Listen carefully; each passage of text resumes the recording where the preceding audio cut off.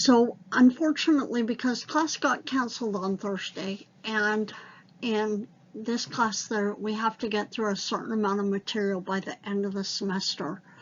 What that means is that I need to post a recording for you of what we would have talked about in class and require that you watch it and be ready for the exam on Thursday.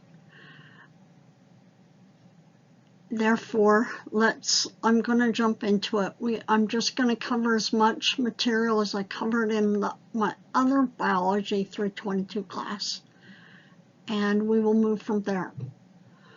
So, non-specific or innate immunity. This is the immunity that you're born with. This is the one that it's not specific, it's widespread, it's always on guard, and its main job is to contain and limit the spread of infection.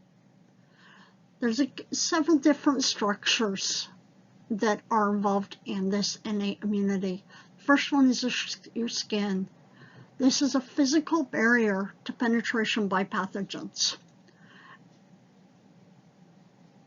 It's slightly acidic, and if you remember from learning about the skin before in Biology 222, anatomy, the top layer of your skin is like 30 layers of dead skin, dead cells.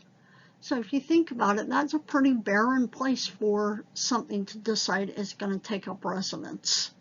And so a lot of times, as I told you about the book that I read a while ago, where the skin is essentially a hellhole, there's nothing that can really exist on it outside of the bacteria that are already there. And those bacteria by themselves keep down other bacterial and fungal infections from being able to exist on your skin. Also, the secretions that are secreted through your pores contain lysozyme. If you think about it, what does it mean to lyse something? I talked about this in the past, meaning to break it up. So a lysozyme, anytime that something ends in Z-Y-M-E, means that it's an enzyme. So a lysozyme is an enzyme that destroys things. It breaks things up. In the digestive tract, your stomach is highly acidic, has a pH of about 1 or 2. If you think about that, hydrochloric acid has a pH of 1. So it's a very acidic place. And there's also normal flora in this area that also prevent other bacteria from being able to take up residence, such as in the colon. The respiratory tract, lots of mucus. Mucus is a slimy substance that has a lot of leukocytes moving through it, and the movement of mucus by the cilia.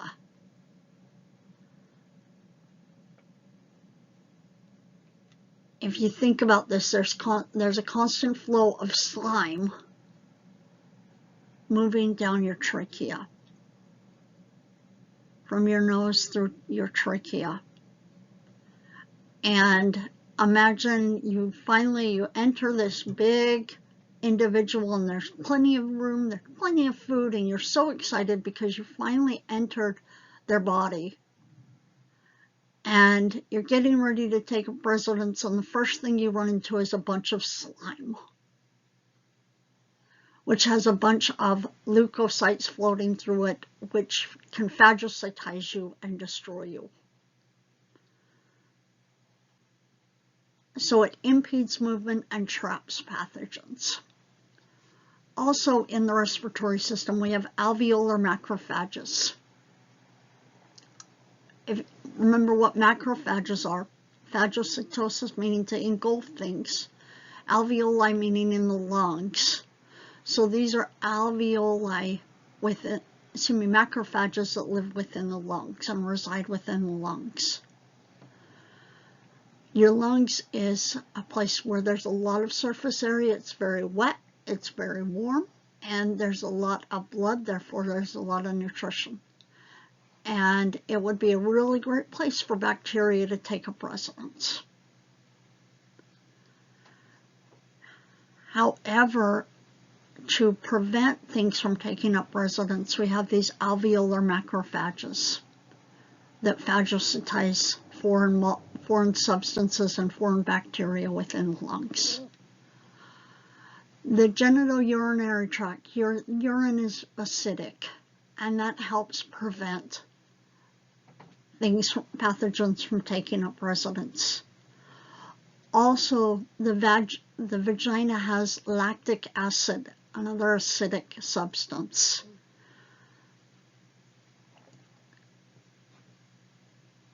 Just to make you aware, even sperm that enter the vagina during intercourse must fight against the innate immune system because they are a foreign substance in order to fertilize the egg.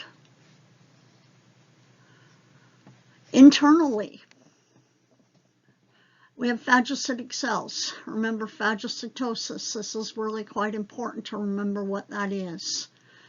Being able to cell-eating substances.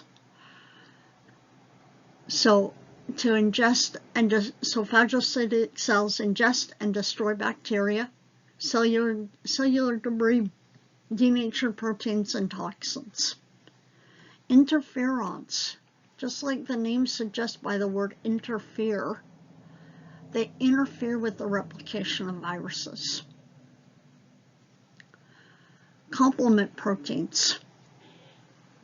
Talk about this. This is a complement process that complements the immune system and enhances the inflammatory response and promotes the destruction of bacteria.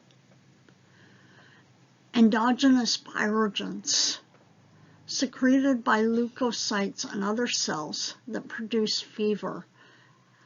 A good way to remember this: what's a pyromaniac? About what you know about pyromaniacs. People who like to create fire. So these endogenous pyrogens are molecules that trick the hypothalamus, the body temperature regulating center in the brain, and trick it into thinking that it needs to be at a higher temperature, therefore causing fever.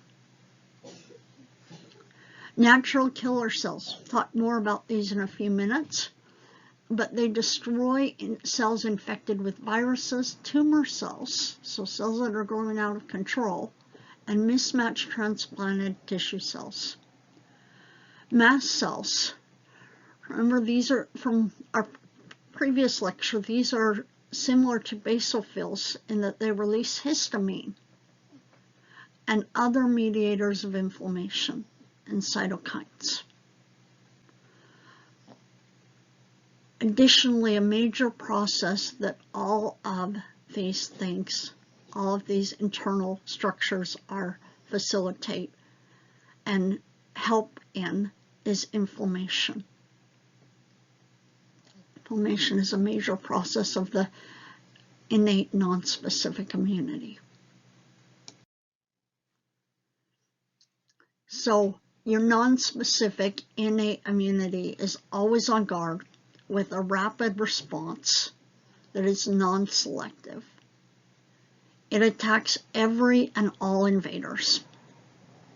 And its job is to contain and limit the spread of infection until the adaptive immune system is where it needs to be to eliminate the infection altogether and finish off the process of eliminating the infection.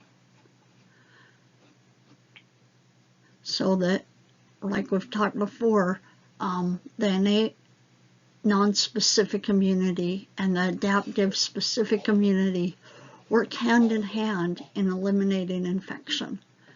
Non-specific innate immunity occurs immediately. It's got a rapid response, but it's non-selective. Adaptive immune system has to be primed. But once it's primed, it's a very powerful process that selectively destroys the infection. So, major external structure that's involved in innate immunity, the skin. You have to remember that you have like 30 layers of dead keratinized waterproof cells with secretions coming up through the pores that contain lysozyme. And it's acidic, it's oily, it's not an easy place to colonize for a bacteria. Also, there's normal flora, normal bacteria that live on the surface of the skin that prevent other bacteria and pathogens from being able to colonize on the skin.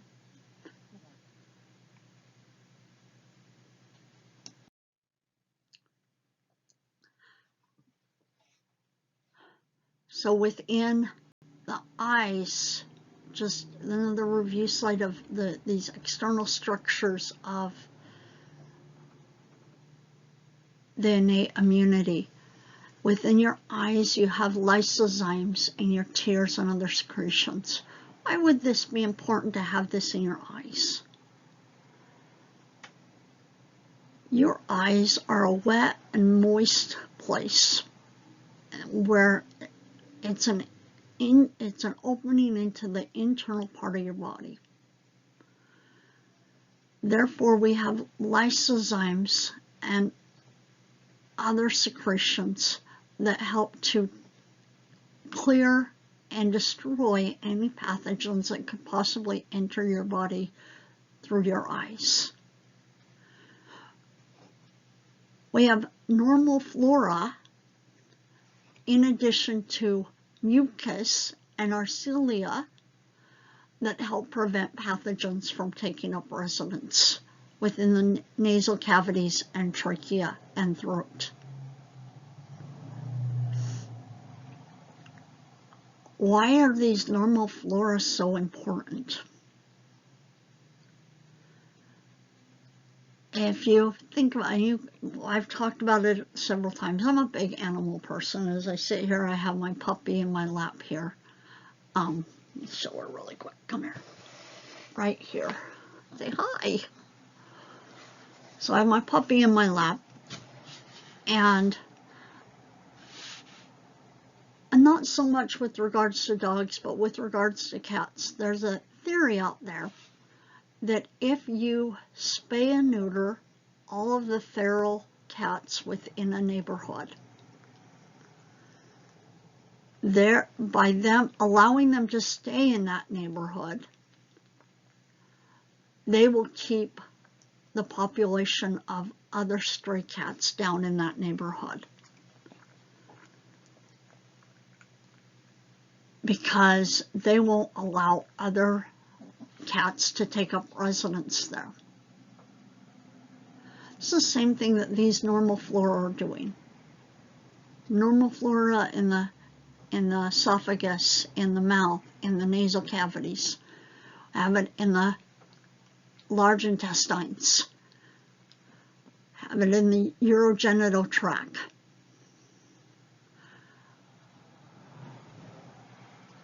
We have it on the skin. When it's there, other things have to compete with it to be able to take up residence and infect.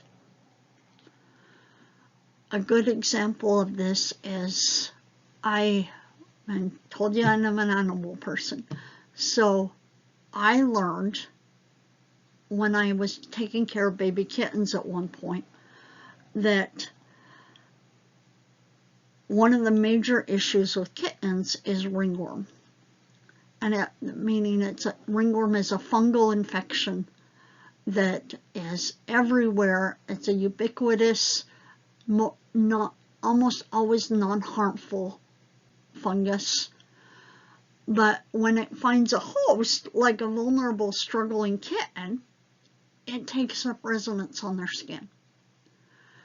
And what it does is it just prevents the skin from being able to grow in that area and makes the skin all scaly and itchy and kind of miserable. And I learned when I had a kitten who was really struggling that if I had a kitten that was struggling and they already had ringworm, if I put them on an antibiotic for another infection, it would cause the ringworm to go insane. You know, one little patch on one of their paws would then take over their whole hand and start moving up their whole entire forelimb. And why is that the case? Well, because typically most of your antibiotics are wide spectrum. They're non-specifically killing bacteria. It doesn't matter whether that's good or bad bacteria. And so you may be trying to get rid of a bacterial infection somewhere in their body or in a body, but it's also killing all the bacteria out of the large intestines, all of the bacteria on the skin, and that's also why. So, come back with my story. When you put them on an antibiotic, it kills all the bacteria on the skin in addition to the bacteria you're trying to get rid of. And those bacteria on the skin naturally fight against fungi infections. And so when you get rid of those bacteria on the skin because you kill them with an antibiotic, the result is that the fungal infection gets much worse. This is also why people on antibiotics sometimes deal with diarrhea, is that antibiotic is also getting rid of the normal flora within the large intestines.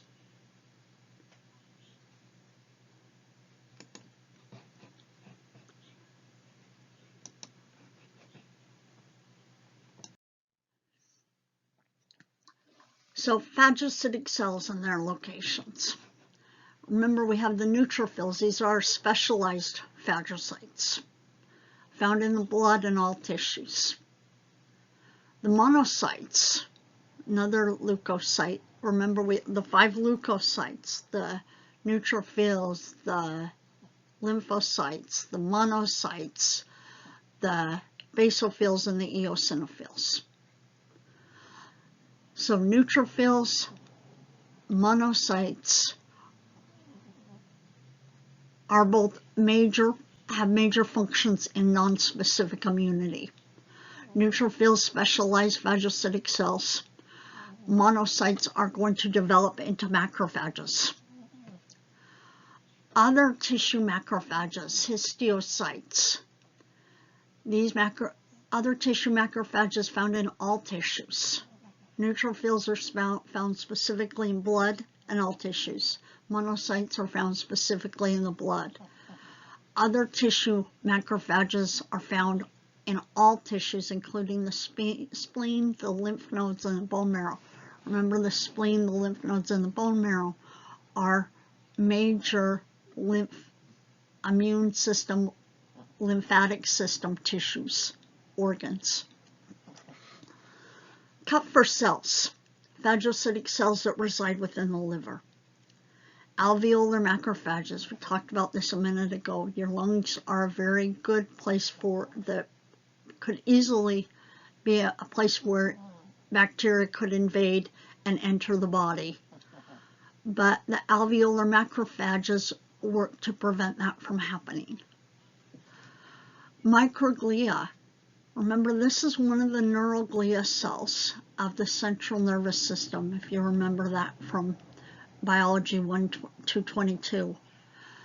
These are macrophages that are within the central nervous system. And they're one of the types of the neuroglia that you studied last semester. So how does phagocytosis work? The first thing that must happen is chemotaxis. Taxis means to move towards something, to move. Let me say that another way. Taxis means to move. Chemo means towards a chemical. And so chemotaxis means to move towards a chemical.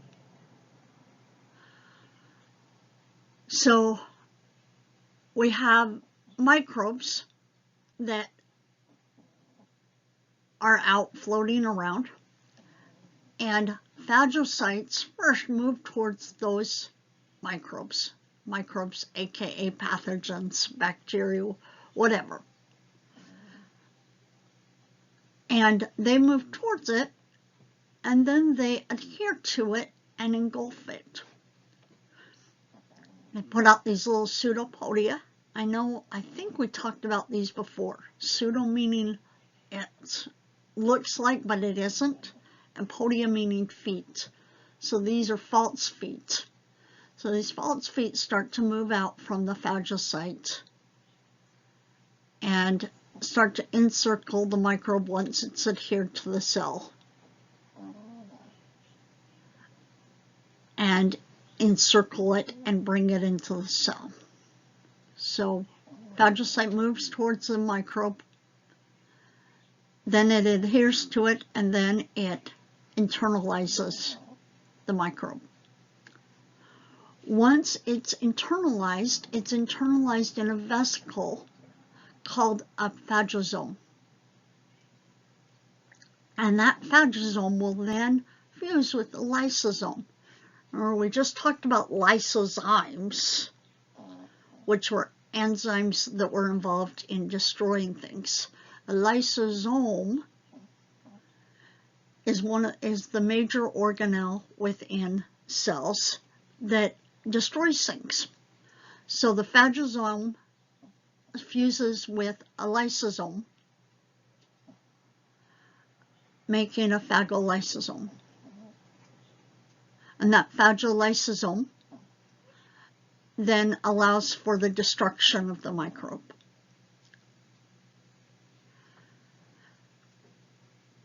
Most of the material is released via exocytosis. Remember what exocytosis means. Cyto meaning cell, exo meaning to exit the cell. So exocytosis. Some of it is used and put onto the surface of the cell to display what the cell ate. We will talk a lot more about this later, but think of it this way. You're a phagocyte, and you've just engulfed a bacteria, and you get rid of some of the stuff by exocytosis, but then other parts of it you'll hold on to. You attach it to a carrier, little carrier protein that we'll talk about later called MHC molecules. Attach it onto the surface and display it on the outside of the cell. So kind of like eating something and then spreading the guts of whatever you just ate all over your body, all over the outside of your body, so that everyone can see what you just ate. There's a reason for that. And there's a reason that phagocytes do that. And we'll talk about it here the next time we meet, probably.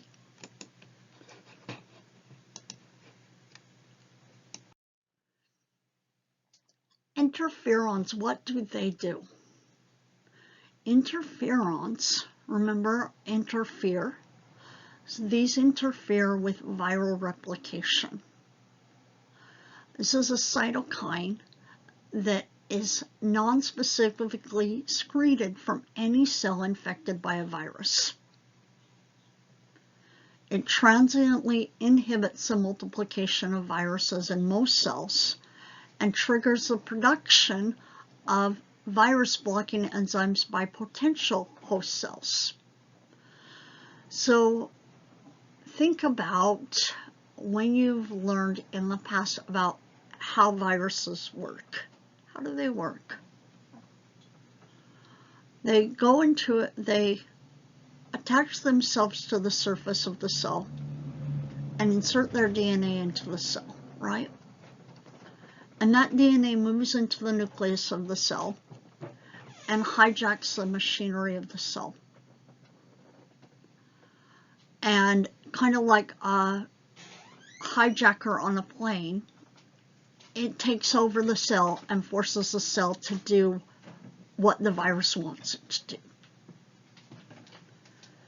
which is create a bunch of other little viruses, and eventually, once all those little viruses are created, the host cell will die and all the little new baby viruses will be released so that they can go out and kill other cells, right?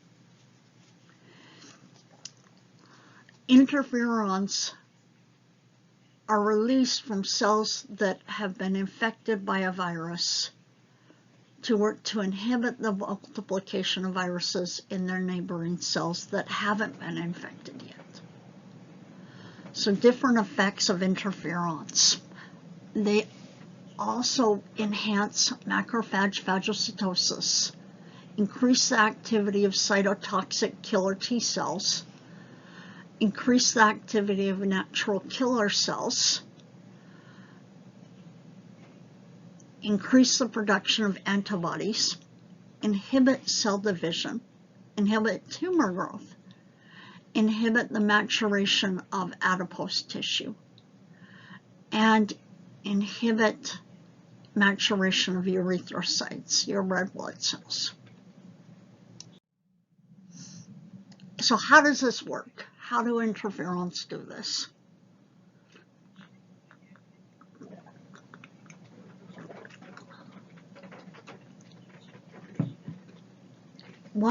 The first thing that happens is a host cell. Some cell has to serve as a host cell and get infected by a virus. So virus enters a cell, and it inserts its DNA into the cell. And the virus then starts to replicate in the cell. Well, once the virus has hijacked the host cell and is forcing the cell to start making its new baby viruses, that cell's life is over. You know, its days are numbered at that point. Its time is numbered, it's going to die.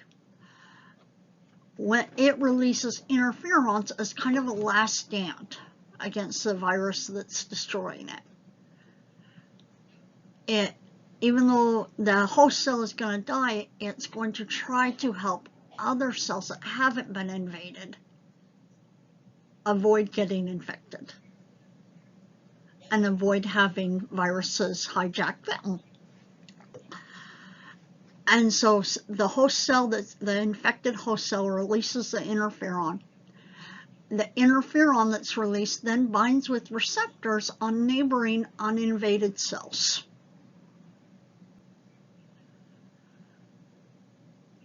And those cells, because once the interferon binds to the receptors on the uninvaded cells, the interferon will trigger the production of inactive enzymes. If you remember when we talked about blood clotting, how there's a lot of circulating inactive enzymes and proteins that are around just in case they're needed.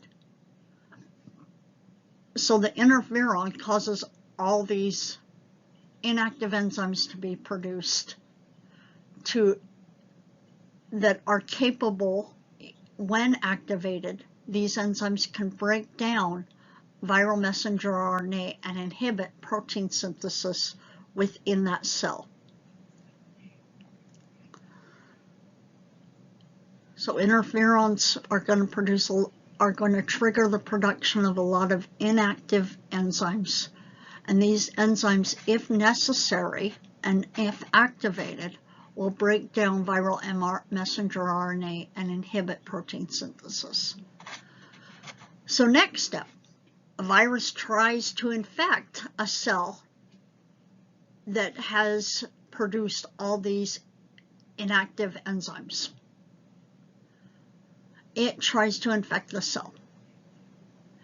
And the result is that those inactive enzymes that were produced are activated. And they break down the viral mRNA and block protein synthesis and prevent that cell from being hijacked and infected by the virus.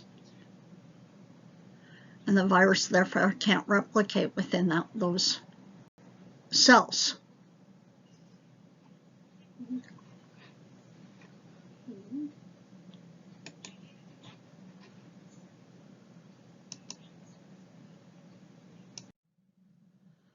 The complement system, this is a complement cascade system. It's a non-specific cascade that complements the immune response.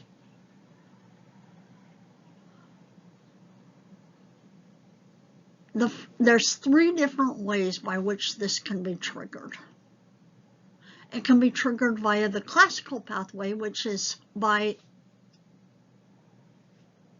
being stimulated or triggered by antigen-antibody complexes on the surface of pathogens.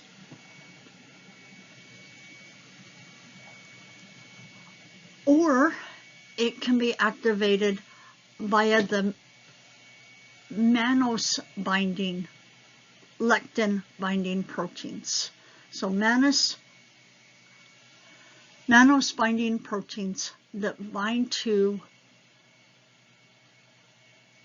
the polysaccharides chains present on microorganisms that aren't found on human cells. So they bind to some of the glycolipids that are found on pathogen cell membranes. And when this mannose binding protein binds to a pathogen, it can trigger the complement system cascade. Or alternatively, the pathogen by itself, its surface by itself, can initiate the activation of this protein called C3. One thing, I'm just going to pause for a second and say this. If you look at this slide, you see a lot of C's.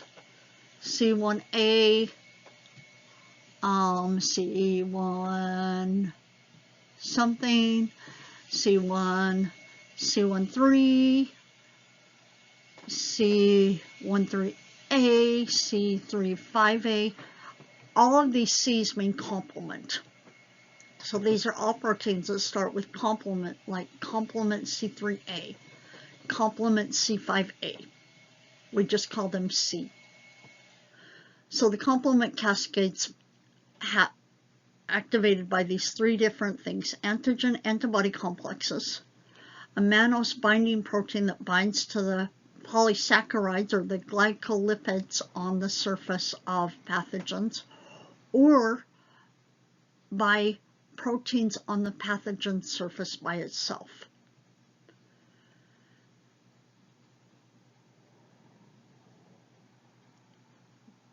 When the protein C3A sees one of these 3 substances, or has one of these 3 case scenarios occurs, C3A is activated.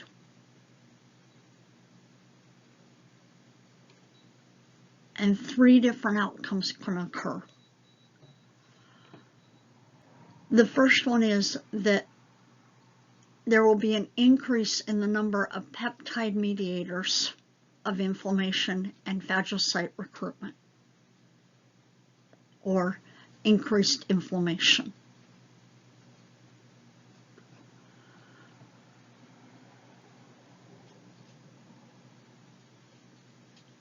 Or opsonization. The C3b right there will bind to the surfaces of the pathogens and opsonize them. Opsonizing means to make look more delicious. And so think of this as making phagocytes more enticed to want to eat and destroy something and lyse it. So let's say you really, really like cake.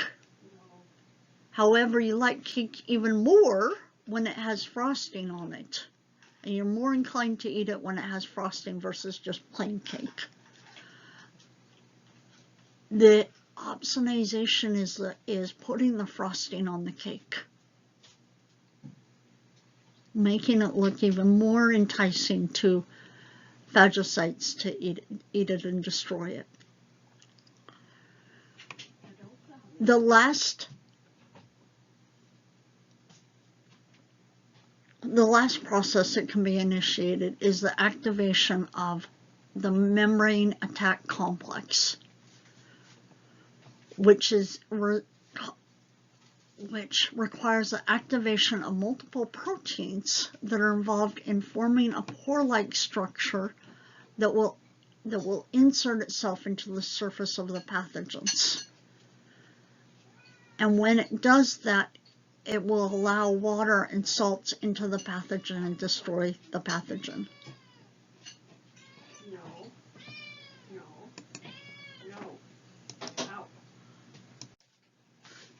So the complement pathway is going to be activated by these three main triggers: the lectin mannose binding protein that binds to a pathogen's surface, or the pathogen's surface alone can activate the complement system, or antigen-antibody complexes on the surface of pathogens can also trigger the complement system. And three different things can occur. 3 different results can come about. You can see either an increased amount of peptide mediators of inflammation and increased phagocyte recruitment. Or we can get opsonization, where complement proteins bind to the pathogen, making it look more delicious and more enticing to phagocytes to move in and eat it up and destroy it. Or we can get activation of the membrane attack complex, which will allow for pores to be punctured into and inserted into the surface of the pathogen, resulting in lysis of those pathogens.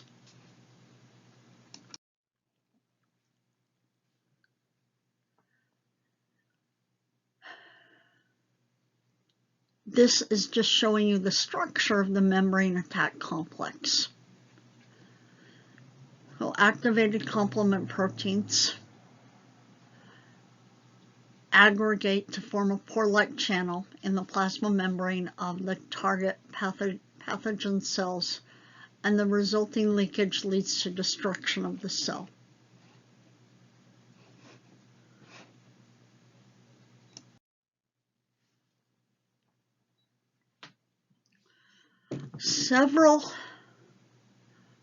In addition to those 3 results of the complement cascade,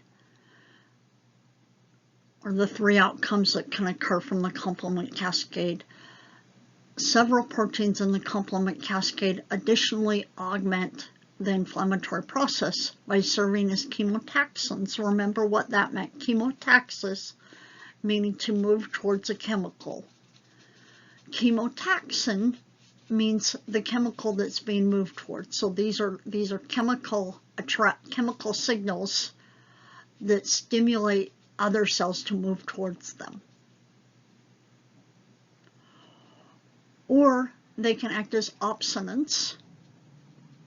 If you think opsonization meaning to make more delicious, opsonants are the things that are being added to make things look more delicious, like the icing on a cake.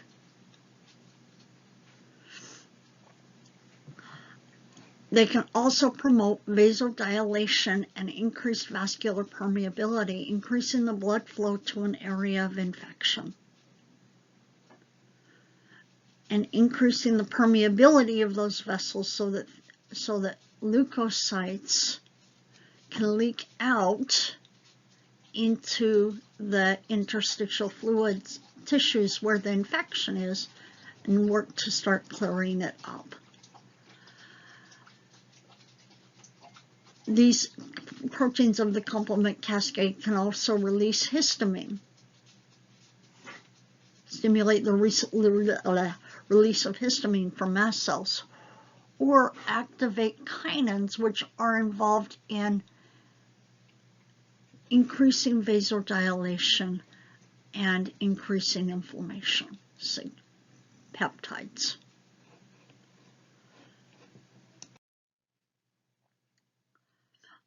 Another major part of innate nonspecific immunity are exogenous pyrogens, or endogenous cytokines released by leukocytes that cause the hypothalamus to reset the body temp, causing fever. Well, what are some positive things to fever? You know, outside of making us feel miserable, what's the upside to it? A fever can denature toxins. It can slow the growth of bacteria or kill it. If you think your cells, your enzymes have an optimal temperature where they function best.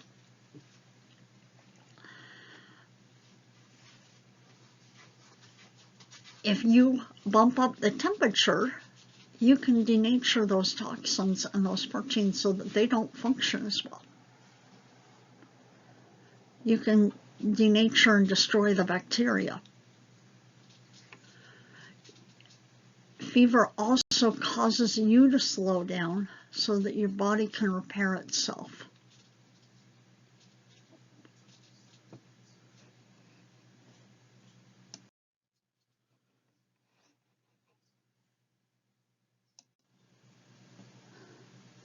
So if you can have a favorite cell of the immune system, this is my favorite. These are the natural killer cells.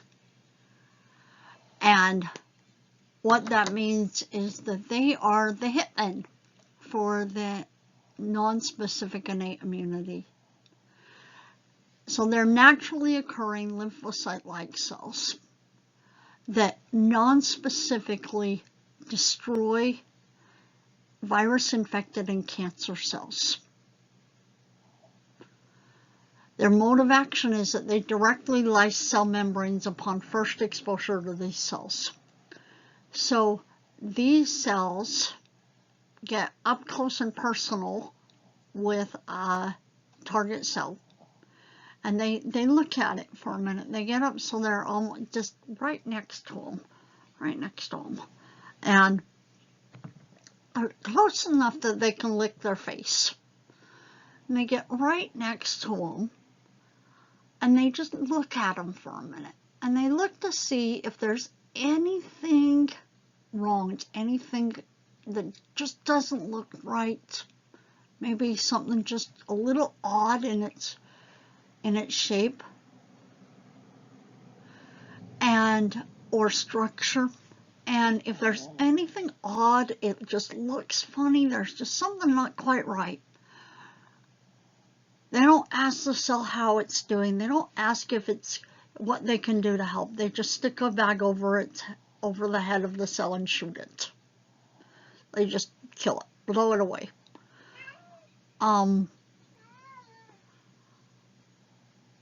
That's why I like them. But so these hitmen look for anything on a cell that makes it look like it doesn't look quite right. Something weird about it. And just destroy it. So these non-specific natural killer cells are going to provide a temporary fix until the specific cytotoxic T cells can become primed and mature.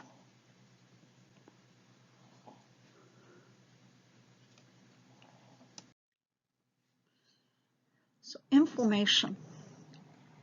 Inflammation is the non-specific response to tissue injury.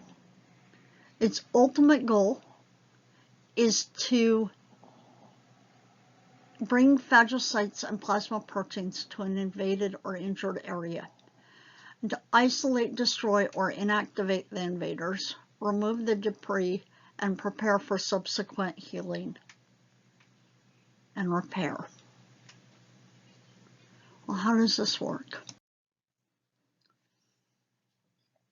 The first thing that happens is there's a break in the skin. There's a break, there's an invasion. Puncture that results in introduction of pathogens into the body.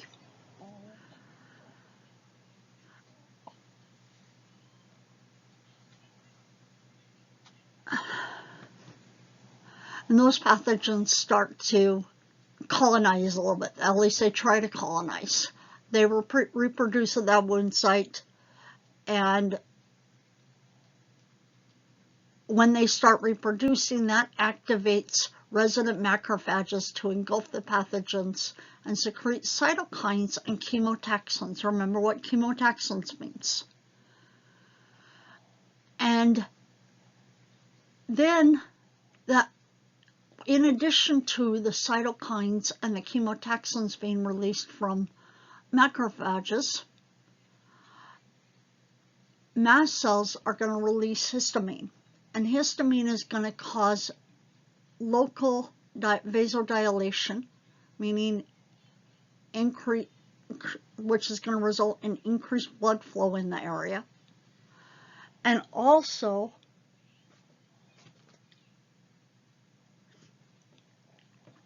increased vascular permeability, so that cells like leukocytes within the vessel, within the blood, can leave the vessel and move out into the infected tissues.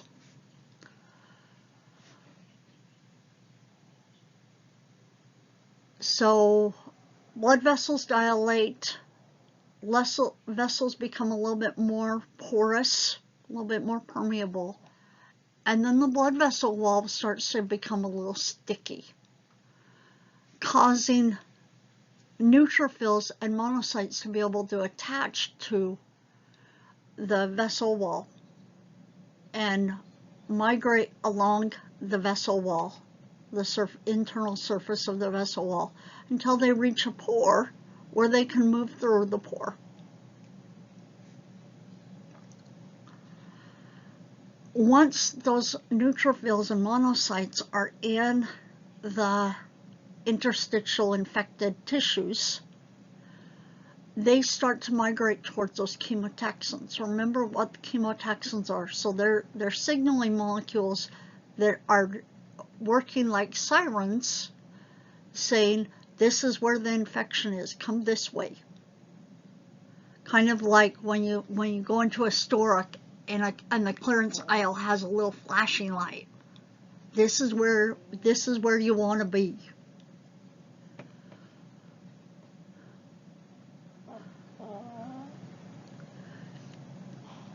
And last part is that the phagocytes eat up and destroy the pathogens and clear out the pathogen damage and infection.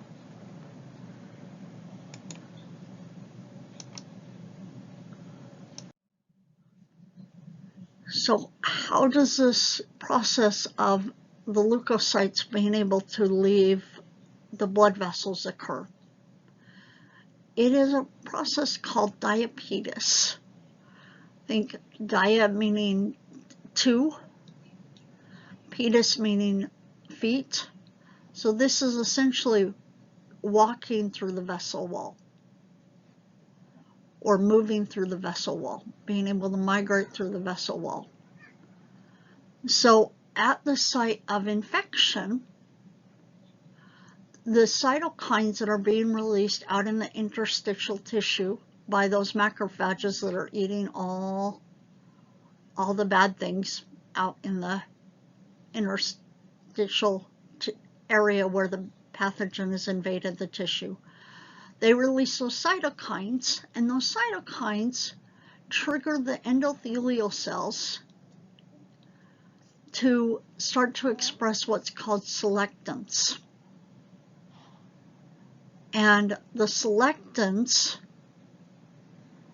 are little molecules on the internal surface of the endothelial cells that start to make the endothelial walls a little sticky, which allows for the leukocytes to start to bind to the surface of the vessel wall, the internal surface. And they start to roll and start moving, just kind of moving along the vessel wall until they run into a pore. One other thing that happens, once the leukocytes bind to the selectants, the selectant binding triggers the expression of integrants on the leukocytes, which helps to further facilitate their binding to the vessel wall and allow them to migrate through the vessel wall into the interstitial infected tissue.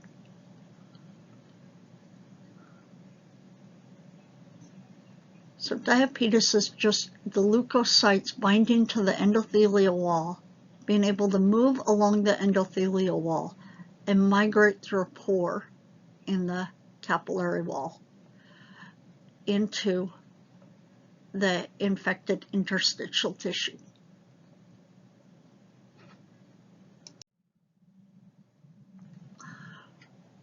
So gross outcomes, gross manifestations and outcomes of inflammation. Initially there's a bacterial invasion. The bacterial invasion results in the release of histamine by mast cells. Histamine triggers local arterial vasodilation, allowing for increased blood flow to the area, and increased capillary permeability locally.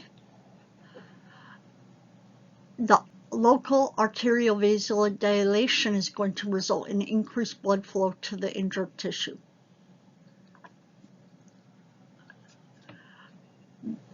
The increased local capillary permeability is going to result in increased accumulation of fluid in that tissue, because fluid can leak out once you make the capillaries more permeable.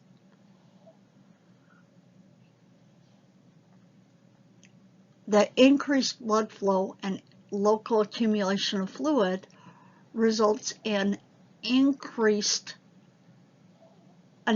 in the plasma proteins, like proteins of the complement cascade in the tissue, and increase in phagocytes within the infected tissue.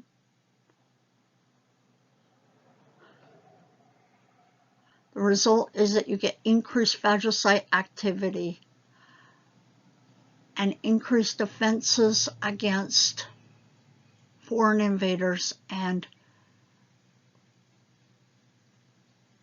followed by tissue repair and elimination of the threat. Three things that occur, or three major signs that occur with any inflammation, is redness, heat, swelling, and pain, which are caused all by the release of histamine. by causing increased vasodilation and increased capillary permeability.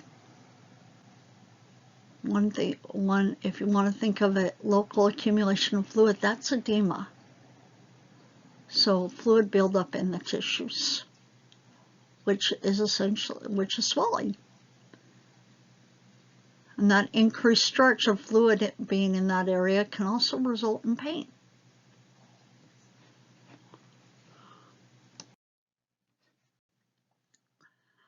Tissue repair. Tissue repair can be perfect if the cells where the infection have occurred are capable of dividing. If they're capable of dividing, it's possible that the cell mitosis will and the following cytokinesis will replace the lost tissues with the same kind of cells, resulting in a perfect tissue repair. However, in non-regenerative tissues like nerve and muscle, the lost tissues are replaced with scar tissue because these cells are not capable of regenerating. We have drugs that suppress the inflammatory pathway. Non-steroidal anti-inflammatory drugs or NSAIDs, aspirin and ibuprofen. Glucocorticoids. Glucocorticoids are a form of a steroid, class of steroids that suppress almost all aspects of the inflammatory pathway, reducing the production of cytokines and reducing the body's ability to resist infection. So, you know, I'm an animal person as I sit here with my dog in my lap somewhere. See her here. And you know that I've been involved in rescues and taking care of baby kittens. And I learned in a really difficult process how steroids would block inflammation. I had a cat who died at 5 years old of cancer. And typically, cats don't live a lot longer. They live a lot longer than 5 years old. He was an indoor cat. Since I'd had him, he'd always been an indoor cat. I'd always worked hard to watch out for him. And when I got him, he had what was called stomatitis, which is an autoimmune that attacks their teeth. And so ultimately I had all his teeth pulled. And hoping that that would solve the problem. And it didn't. He actually dealt with chronic gastroenteritis, an autoimmune against the intestinal tract. And to help with that, he was on chronic steroids. When you're on chronic steroids, you're less likely to be able to resist infection. And your body's less likely to be able to detect potential cancers. And as a result, he died of cancer when he was just about 2 years ago. And it was quite the sad process because I did not expect to lose him that young. But inflammation is a great thing. And when it starts having to be suppressed, that also means that the functions of the immune system can't protect you against infection and cancers.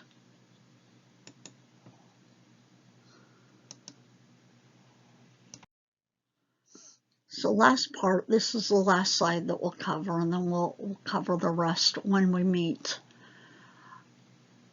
Specific adaptive immunity, which is the last part of the immune system chapter, is mediated by B cells and T cells. It targets particular pathogens. Remember, B cells and T cells are the B and T lymphocytes. So one of the 5 leukocytes. It's specific. It's adaptive and it's specific. It's not always ready. It's not like the innate immune system that's always on guard and attacks quickly and immediately. The adaptive immune system has to be primed. It's also systemic.